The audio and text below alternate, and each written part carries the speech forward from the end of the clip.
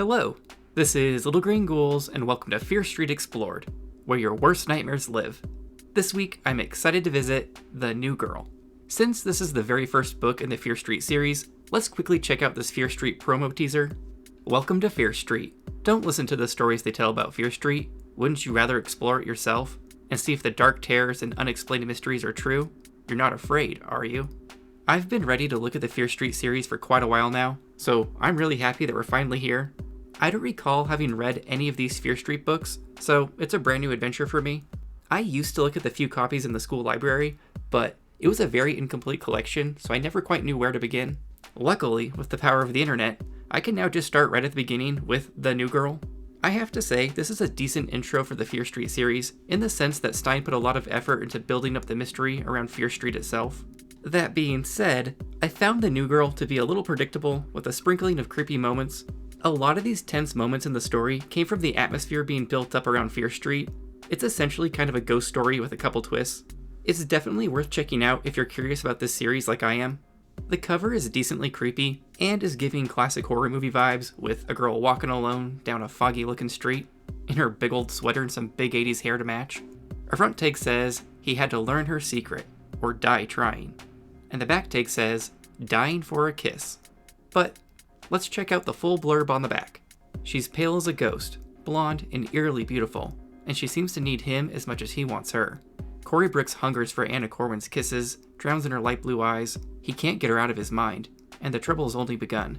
Shady Side High's star gymnast is losing sleep, skipping practice, and acting weird. All the guys have noticed, but only Corey's friend Lisa knows the truth. Anna Corwin is dead and living on Fear Street. Now, Corey must explore its menacing darkness to discover the truth. He's already been warned. Come to Fear Street, and you're dead. Before we jump to the summary, let's take a quick look at this little Fear Street teaser page in the front of the book, because I think it sets the tone for the series.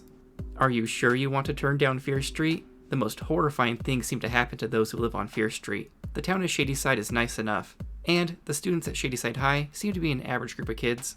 So why does everyone tell such stories about Fear Street? About unspeakable terrors, troubled cries in the night, twisted nightmares, about people who venture into the Fear Street woods and are never seen again, about strange cries late at night from the old Simon Fear mansion, a house that has been deserted for 50 years, about lost teenagers, mysterious fires, brutal crimes, unsolved mysteries, about normal people, people just like you, who turn down Fear Street and are never quite normal again.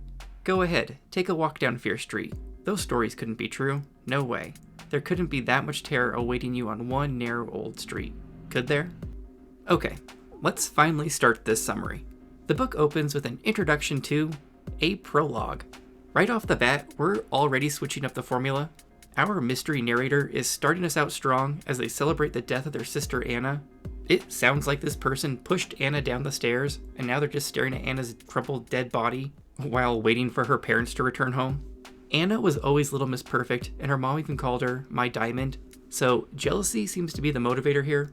The story then jumps to chapter 1 after the parents arrive home to find Anna's dead body, and we shift gears to focus on Jock Corey Brooks, our actual protagonist for this story. Corey is a daredevil and a gymnast, and a bit of a show-off. We get a page and a half of this guy doing a one-handed handstand, while also holding a lunch tray full of spaghetti, which half the school seems enthralled with. While upside down, Corey spots a new girl at school and is immediately smitten. He describes her as so pale, so blonde, so light, that you would think she's suffering from consumption. He's so distracted by her beauty that he crashes to the floor, spilling spaghetti all over himself. Corey is then surprised to learn none of his friends saw the new girl, and she's suddenly nowhere to be found. Corey leaves his fellow gymnasts, Arnie and David, behind and heads out of the cafeteria to clean himself up. At his locker, he runs into his neighbor friend Lisa, who he's known since childhood. Corey makes sure to let us know that despite raging teen hormones, they've managed to stay platonic. It's also worth noting that Stine says Lisa looks like Cher. Lisa helps Corey clean up the spaghetti mess by handing him a t-shirt to wear, and by holding down the water fountain button so he can wash his hair in it. Another reason not to drink from school water fountains. Lisa races to class while Corey strips down in the hallway when he spots the mystery new girl again, who he notices seems to almost float instead of walk with her soundless footsteps. This girl is looking ghosty. The new girl vanishes into a classroom, and we cut to post-gymnastics practice 3 days later, and Corey is upset about how much of a spaz he was during practice. He blames his performance on his obsession over this mystery new girl because he hasn't been able to spot her since he was last taking a bath in the water fountain. He's even been having weird makeout dreams about her where he can't feel her kisses and his hands seem to go right through her, so more ghosty nonsense. After practice, he walks home with Lisa, who I guess isn't so platonic because it's becoming clear she has a crush on Corey. He, however, is oblivious to this and is thrilled to learn that Lisa knows who the new girl is, Anna, the dead girl from the prologue. Apparently, Anna is very peculiar and enjoys wearing old-fashioned dresses, but Corey doesn't care. He's just happy this ghosty girl actually exists. He is then quickly freaked out to hear that Anna lives on Fear Street, and Stine lays out some lore for the series. Fear Street, Corey stops short, suddenly chilled. Fear Street, a narrow street that wound past the town cemetery and through the thick woods on the south edge of town, had a special meaning for everyone in Shadyside. The street was cursed, people said. The blackened shell of a burned-out mansion, Simon Fear's old mansion, stood high on the first block of Fear Street, overlooking the cemetery, casting eerie shadows that stretched to the dark, tangled woods. Terrifying howls, half human, half animal, hideous cries of pain, were said to float out from the mansion late at night. People in Shadyside grew up hearing the stories about Fear Street, about people who wandered into the woods there and disappeared forever, about strange creatures that supposedly roamed the Fear Street woods, about mysterious fires that couldn't be put out, and bizarre accidents that couldn't be explained, about vengeful spirits that haunted the old houses and prowled through the trees, about unsolved murders and unexplained mysteries. The story then jumps to that night, and Corey uses the operator to get Anna's phone number and her address. This is something I never had to do. I definitely used a phone book as a kid, but never called an operator. Corey immediately calls Anna and is confused when a young man answers gruffly and tells him that no one named Anna lives here. Yeah, because she's dead. We jump to school the next day, and Corey runs right into Anna and seizes the opportunity to strike up a conversation. It's a little awkward at first, but she seems happy that someone is actually talking to her, even if she doesn't speak louder than a whisper. Corey tries to find out if he had the wrong number for her, and she's just like, nope, and then vanishes into the crowd, leaving Corey still confused. Later, during a gymnastics meet, Corey screws up his routine when he thinks he spots Anna in the stands watching, but when he pulls himself off the floor, she's no longer there. On Saturday night, Corey debates calling Anna to invite her to the movies, but instead he ends up going next door to Lisa's house to hang out. He's disappointed to see that she rented a Star Trek movie because nothing else was in stock. Corey clearly has bad taste. Lisa obviously has a crush on Corey, but all he wants to talk about is Anna, which pisses Lisa off and she sends Corey home before they can even start the movie. At home, Corey impulsively calls Anna and it goes even worse than the first time. This time, a woman answers and insists that there is no Anna, all while in the background he can hear some strange shrieking as somebody else fights for the phone.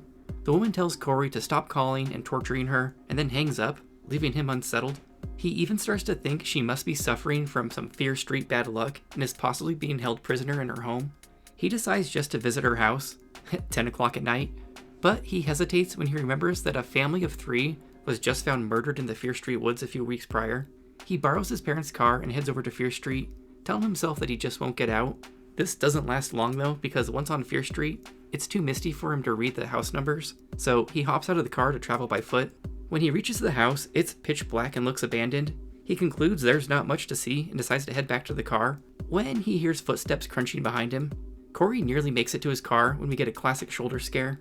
It turns out to be a friendly neighbor out walking his dog Voltaire, who thought Corey maybe was having car trouble. The man then warns Corey that Anna's family are strange people and that he shouldn't be snooping around uninvited. Corey gets ready to leave when a light in Anna's house flicks on, and he decides just to risk it and knocks on the door. I don't think a knock on the door at 10 o'clock at night is going to be well received by most people. A man in his early 20s answers the door cautiously, and when Corey asks to see Anna, he is met with full-on anger, as the man informs him that Anna is dead, so there is no way Corey could have met her at high school, and he tells Corey to never come back here again. At school the next Monday, Corey arrives early so he can wait by Anna's locker, but she never shows up. He meets up with Lisa at lunch and learns Anna wasn't in physics either, so he decides to tell Lisa all the ghosty shit he knows about Anna. Lisa thinks the guy was just playing a prank for waking him up so late and wants to walk home with Corey after school, but he can't because he does clerical work in the office after school on Mondays. I'm only mentioning this because he talks about filing and dittoing, which is a form of copying that seems dated even for the late 80s. The term ditto is also commonly used because one company was originally prominent in the field. This principle is a dye transfer process. Your imagination and ability can find many ways to use it in communicating your ideas. After Corey's hands are stained purple from all his dittoing, he decides to sneak into the principal's office to see if he can find any information on Anna. This is a multi-page process, complete with dodging secretaries and hiding under desks, only for Corey to realize there is no file on Anna. Later, while watching a basketball game, Corey's friends David and Arnie pester him and want to know why he's been so glum these past few days. Corey tries to confide in them about Anna, but these boys are too busy making jokes to take any of it seriously. Also, Arnie wants to know what Corey has been doing to her when referring to Anna. It's supremely weird to have Stine's characters being sexual when all I've read is Goosebumps for the last year and a half. That night, Corey is awoken by a threatening phone call where a raspy voice tells him to stay away from Anna because she's dead. She's a dead girl, or he'll be next. I would find these demands confusing because a dead girl shouldn't be wandering around for me to stay away from. Corey is now wide awake when he receives a second phone call, this time from Anna. She begs Corey to help her and asks her to meet him on the corner of Fear Street right away. It's 1:30 in the morning, so this is a big ask, but Corey finds her tiny, breathy voice sexy, so off into the night he goes. He creeps himself out though, remembering a story he recently heard about Fear Street, where 2 cars got into an accident and the 6 passengers were badly injured. When a bystander ran to go get help and returned, both cars were empty and all 6 people were never seen again. While driving to Anna's house, Corey casually runs over a large gray mystery creature and doesn't bother to stop to see what he hit. It's bizarre. He just keeps driving like running over an animal is normal, and we never mention it in the story again. He pulls up to the corner of Fear Street and sits in the car messing around with the radio when Anna suddenly flings the door open, startling him. She slides next to Corey and soon is aggressively making out with him to the point the kisses kinda hurt. She declares he's all hers now and then lets out a loud laugh. Things are getting a little sinister in this car, but Corey is no longer thinking with his brain. He wants to know why she called, and she says she just wanted to see if he'd actually come. He then asks who answered the door the last time he stopped by, and we learn it was her older brother Brad, and she warns Corey to stay out of his way because he can be dangerous. Corey then blurts out that Brad said she was dead, and this causes Anna to hop out of the car and vanish before Corey can even process what's happening. He tries to go after her, but she's gone in the darkness. As he's heading back to his car, he's pounced on from behind in a chapter cliffhanger. But the next chapter opens with him in bed, and at first I thought we were in for a dream fakeout. However, he just nonchalantly mentions that the dog, Voltaire, jumped on him. Later at Corey's gymnastic meet, Lisa stops by to report on some disturbing Anna information. She's learned through her cousin that Anna used to go to a nearby high school. That is, until she died falling down her basement stairs. Corey and Lisa then head over to Shadyside Library to search the local newspaper in the microfilm room for articles on Anna. 20 minutes later, Lisa finds an article complete with a picture confirming Anna really is dead. This leaves Corey wondering how he made out with a ghost. That night, he drives back to Fear Street and lurks outside Anna's house until he spots the man with the dog from earlier and decides to leave. He then has a nightmare where Anna joins him in bed and wants him to die too so they can stay together forever. Classic evil ghost shit. A late night phone call then wakes him up from this nightmare, and it's of course Anna beckoning him back to Fear Street. So once again, off Corey goes into the night because he wants answers from Anna. And another ghosty makeout session. He waits at the corner of Fear Street next to the burned down old mansion, but when Anna never shows up, he starts to panic, thinking that Brad must have caught her and could be torturing her. He then proceeds to storm Anna's house and beat on the door like a psychopath in the middle of the night. This does not go over well with Brad, who answers the door and begins shrieking how he told Corey that Anna is dead and then grabs onto Corey, dragging him inside the house. This doesn't go anywhere though because Brad immediately lets Corey escape out the front door, and as he's running back to his car, he thinks he sees Anna watching from an upstairs window. The story then cuts to school later in the week, and Corey has decided he needs to stop thinking about Anna. Lucky for him, Lisa asks him to a dance on Saturday, and he thinks this will be the perfect distraction, while poor Lisa thinks Corey actually wants to go out with her. Corey then suddenly spots Anna in the hallway, and she marches up to Lisa and introduces herself. Lisa is surprised, but not nearly as surprised as she should be, considering she also read articles about Anna being dead. Lisa then races off to class, and Anna proceeds to make out with Corey, reminding him that he belongs to her now, before vanishing around the corner. Later in the afternoon, Lisa and Corey are chatting by her locker, when we're in for a sudden gross-out moment. Lisa opens her locker, and a dead cat plops out onto her feet with its stomach slit open, and a note attached that reads, "Lisa, you're dead too?" So, it looks like Anna may be a tad bit jealous. After school, Corey runs into Anna again and tries to see if she was the one who put the butchered cat in Lisa's locker, but she seems oblivious and Corey no longer suspects her. Anna then pivots to trying to get Corey to go to the dance with her on Saturday instead, but he insists he can't do that to Lisa. They then walk and flirt for a bit before Corey starts to ask more questions around Brad. Anna insists that he's dangerous and goes on to say that it's only her, Brad, and their mother in that house. This whole conversation is making me think we may have some extra sibling shenanigans going on here. Anna then suddenly races away because he's watching me, and Corey spots someone in a parka lurking about 100 yards away, and he thinks it must be Brad. Later in the week, Corey has an argument with his friend David over his suffering gymnastics performances, and then decides to visit Lisa late at night. Corey seems to be becoming more aware that Lisa is in fact a girl and is finding himself attracted to her. Their little potential romance moment gets interrupted though when Lisa gets a threatening phone call where a voice keeps repeating, "You're dead too." The story then hops to the Saturday dance, and Lisa keeps insisting it was Anna who called her and threatened her as they dance to Phil Collins. This leads to a big old public fight when Lisa snaps at Corey for always putting Anna ahead of her, and she storms out of the dance. Only for Corey to hear Lisa scream in terror a few moments later. Everyone races out of the gym and finds Lisa at the bottom of the stairs with a twisted ankle because someone shoved her down them. Luckily, Lisa tuck and rolled and managed to survive the landing. Lisa then says it was a guy she didn't know, but based off her description, Corey immediately knows it was Brad who shoved her. They decide to search the school to see if Brad is still somewhere in the building, and he is.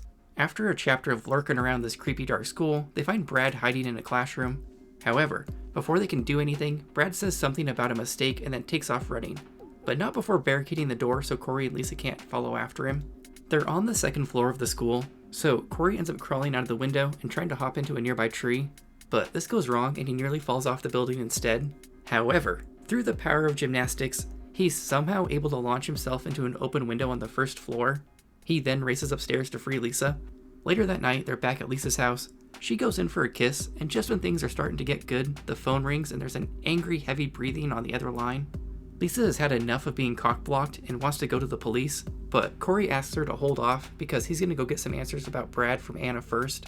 It's then Sunday morning and Corey is outside of Anna's house. He beats on the door for a bit, but doesn't get an answer, nor can he see anything inside. He turns around and is again face to face with the weird Fear Street neighbor and his dog Voltaire. But this again goes nowhere, and the man just says no one is home. This book needs some editing. I could easily shave 30 pages off this 160-page story.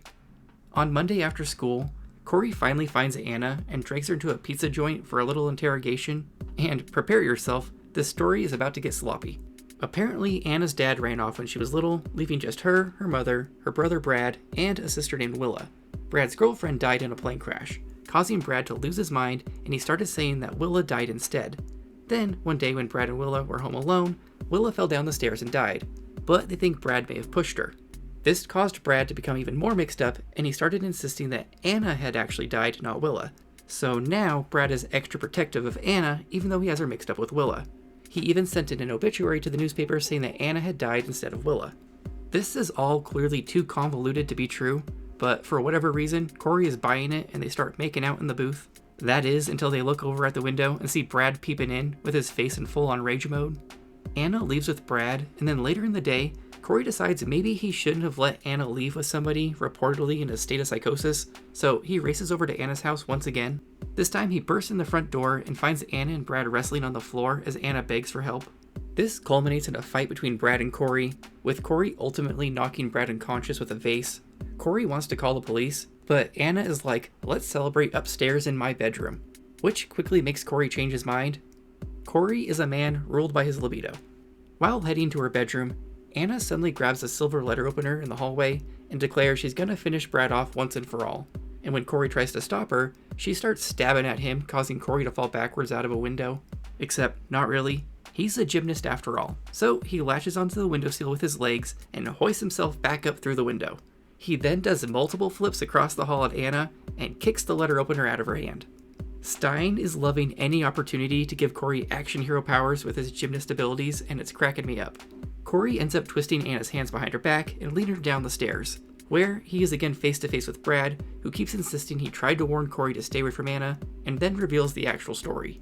Anna isn't Anna, she's Willa, and she pushed Anna down the stairs.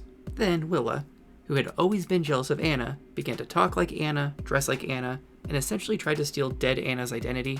Brad's mom was too frail to ever do anything about Willa, even though she knew Willa had pushed Anna down the stairs, and they were too poor to get Willa professional help. Brad caught on to this and was trying to protect Corey and Lisa because he knows how jealous and dangerous Willa can get. Brad then explains that at the dance, he accidentally knocked Lisa down the stairs while trying to catch Willa. Brad then asks for Corey to call the police because they can't put it off any longer and need to get Willa some professional help. You think?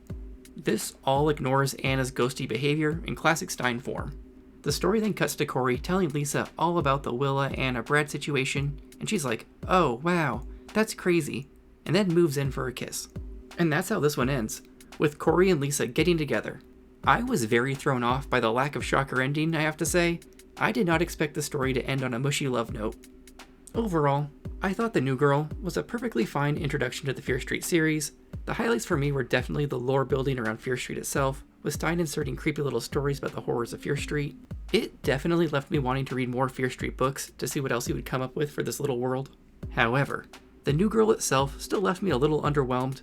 I feel like opening with a prologue that shows Anna's death kinda gave away too much of the story, and I would have preferred more of a mystery element. It was kinda lazy too when Stine just decided to ignore all the ghosty things he sprinkled around Anna as a coincidence.